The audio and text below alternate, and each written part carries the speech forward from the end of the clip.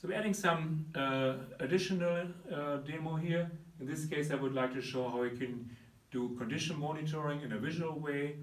So I would like to represent the status of the light here in the Streamsheets. So I'm simply using a circle and a rectangle to build this symbol.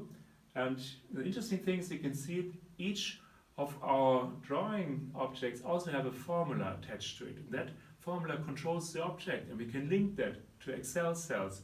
And that's what we do here to control the color. So I'm using the color code for yellow and the color code for white in this case, and make that dependent on cell B3. And if we turn on and off cell B3, you can see what's happening. And if I do it with the real data now that's receiving through the MQTT broker, you will see that the light is going on and off depending on what the actual condition on the light is. That's it for now. Thank you very much.